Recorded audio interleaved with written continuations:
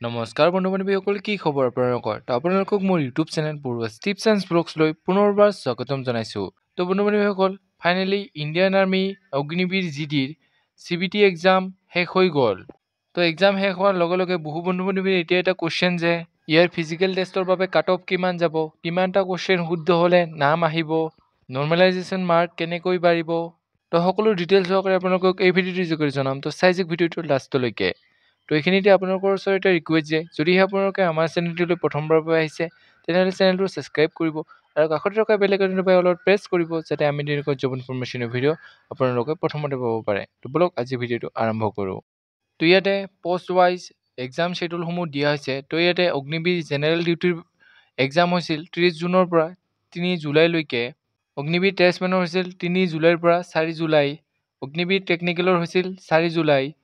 অগ্নিবীৰ টেষ্টমেনৰ 8 পাছৰ এক্সাম হ'ব 7 জুলাইত আৰু অগ্নিবীৰ জিডি ওমেন মিলিটাৰী পুলিচৰ এক্সাম হ'ব 7 জুলাইত। তো ইয়াতে অগ্নিবীৰ টেষ্টমেন আৰু অগ্নিবীৰ ওমেন মিলিটাৰী পুলিচৰ এতিয়ালৈকে এক্সামটো হৈ যোৱা নাই। যিহেতু আজিৰ ভিডিঅ'টোত আমি অগ্নিবীৰ জেনেৰেল ডিউটিৰ বিষয়ে পাতিম, তো ইয়াৰ কাট অফ কিমান যাব, কিমানটা কুৱেশ্যন শুদ্ধ হ'লে তোমালোকৰ ফিজিকেল টেষ্টৰ বাবে নাম আহিব, সকলো ডিটেইলছ সহকাৰে এই ভিডিঅ'টিত জনাই আছোঁ। তোমালোকে ভিডিঅ'টো চাই যাওক। তো কাট অফৰ বিষয়ে পাতিবলৈ যাওঁতে তোমালোকক আগতে জনাই থওঁ যে এইটো এটা এক্সপেক্টেড কাট অফহে হ'ব। তো ইয়াতকৈ 2-3 নম্বৰ বেছিও যাব পাৰে বা কমো যাব পাৰে। তো প্ৰথম কথা, তোমালোকে হয়তো জানা যে ইণ্ডিয়ান আৰ্মি জিডি টেষ্টমেন বা যি পষ্টতেই হওক ইয়াত কোনো কাট অফ লিষ্ট মৰা নহয়, অৰ্থাৎ ইয়াতে কোনো SSC জিডিৰ দৰে কাট অফ লিষ্ট নাহে। তো ইয়াতে চিলেক্টেড কেণ্ডিডেটসকলৰ বাবে এখন শ্বৰ্ট লিষ্ট ওলাব য'ত তোমালোকে নিজৰ ৰোল নাম্বাৰ বা নাম দি লিষ্টখন চেক কৰিব পাৰিব।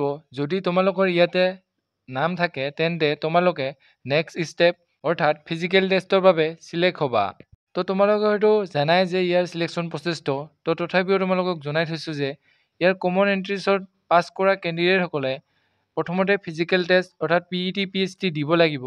যদি তেওঁলোকে তাত কোৱালিফাই কৰে তেন্তে তেওঁলোকৰ ডকুমেণ্ট ভেৰিফিকেশ্যন হ'ব আৰু তাত কোৱালিফাই কৰিলে মেডিকেল এক্সামিনেশ্যন হ'ব আৰু মেডিকেল এক্সামিনেশ্যনত পাছ কৰিলে লাষ্টত ফাইনেল মেৰিট লিষ্ট বনিব। তো ইয়াতেও কোনো কাট অফ লিষ্ট মৰা নহয়।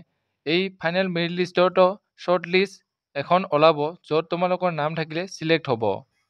তো যিহেতু ইয়াৰ কোনো কাট অফ লিষ্ট নাহে গতিকে ইয়াৰ এনালাইজ কৰাটো বহুত টান।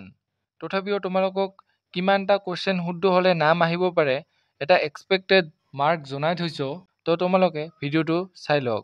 তো যদিহে তোমালোকে 25ৰ পৰা 30টা কুৱেশ্যন এক্সাম চেণ্টাৰৰ শুদ্ধ কৰি থৈ আহিছা তেন্তে তোমালোকৰ ফিজিকেল টেষ্টৰ বাবে নাম অহাৰ 100% চান্স থাকে। যিহেতু এইবাৰ কুৱেশ্যনবোৰ ইমান টান অহা নাই আৰু নিগেটিভ মাৰ্কিং নাই গতিকে এইবাৰ কাট অফটো অলপ হাই যাব।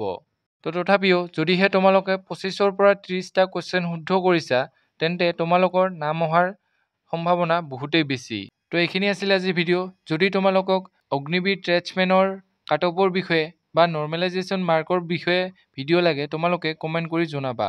তো এইখিনি আছিল আজিৰ ভিডিঅ'। যদি ভিডিঅ' চাই ভাল পালে তেনেহ'লে লাইক কৰিব, কমেণ্ট কৰিব, বন্ধু বান্ধৱীসকলৰ লগত ভিডিঅ'টো শ্বেয়াৰ কৰিব যাতে তেওঁলোকে ইনফৰমেশ্যনটো পাব পাৰে। তো আজিলৈ ইমানেই। জয় হিন্দ, জয় অসম।